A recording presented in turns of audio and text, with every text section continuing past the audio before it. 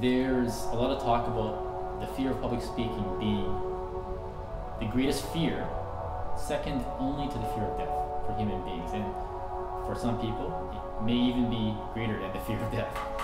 And why would that be? Because there's no physical danger. Tough to explain why that could be true or where that could come from. And one story I've heard recently really gripped my imagination, and I really liked the idea of this story. So the story goes like this. Originally, we were tribal creatures, and we lived in groups, hunting and huddling in the caves, hopefully away from the reach of saber-toothed tigers or wild animals. And we don't have the speed, strength, or natural tools to survive and defend ourselves against a lot of the wild creatures out there, at least not individually. So we lived in packs, and if we didn't live in a pack, we wouldn't be living for very long.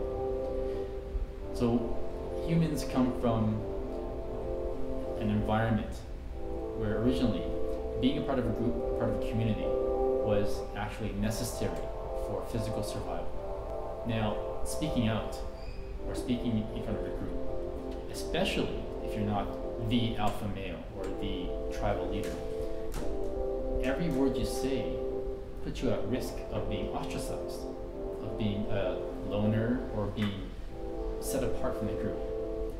Being ostracized would have meant being kicked out of the cave, being alone, and being completely open and vulnerable to whatever creature is passing by with an empty bill. So speaking in public or speaking to a group, every time you open your mouth, you're risking saying the wrong thing, displeasing somebody, and being shoved out of the group, which was death. So in a way, public speaking brings up an instinctive fear of death because it's the next thing to death.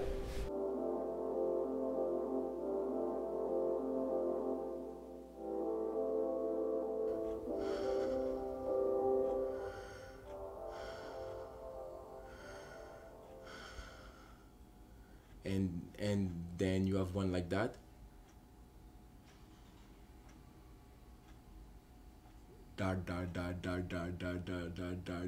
It just looks a little bit weird.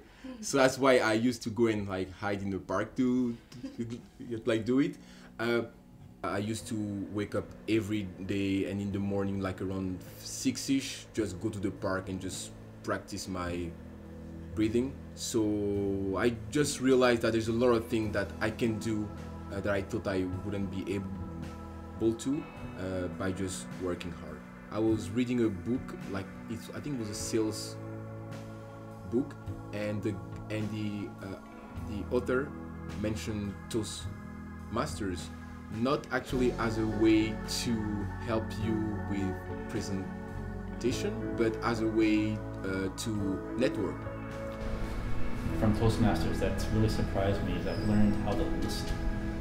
So I've learned to interact in communication as opposed to just trying to express myself or get my way or show the person that I'm right, whatever it is I'm trying to do. Toastmasters is not about communication now, although that's part of it. Toastmasters is about building leaders. I think what they mean is in order to have the courage to speak in front of people and do some of the executive roles that are available and learn some of the administrative aspects of working with groups of people and teamwork and administrative obligations and Robert's Rules of Order. These are aspects of leadership in modern society in any setting, whether it's in the boardroom, whether you're writing reports for your company. The skills and the experiences that you get in Toastmasters without paying for them and without getting fired if you make a mistake, these are the same skills that you'll need to take on leadership roles in other organizations. But I wouldn't go that far to say that I'm not the same, but yeah, but just being involved in so many things and trying to work to improve yourself. At some point in 2008, When my brother heard me on the phone when I answered, after that he said, "Oh my God, was that you?"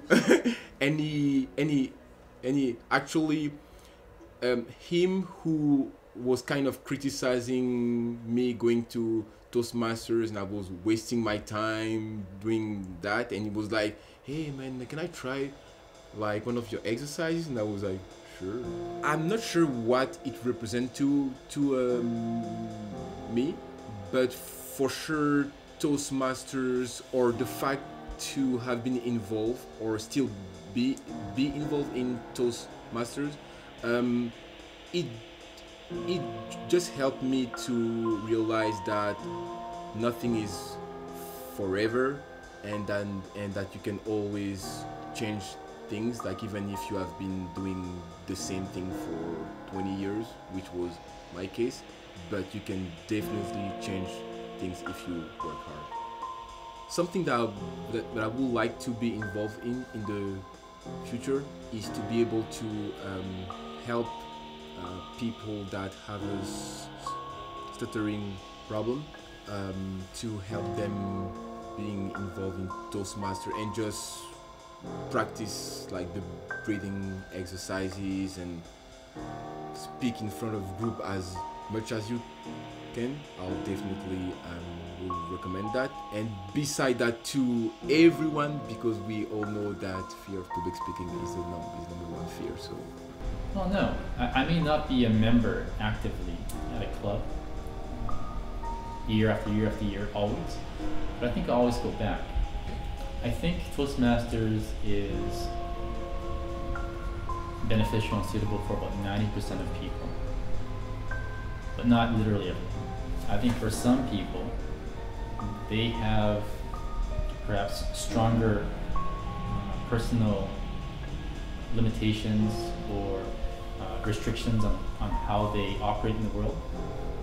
That's not going to be helped by Toastmasters, because you have to be able to look at yourself and want to improve yourself. And if you believe there's nothing to improve, then you're not going to have an enjoyable time in Toastmasters.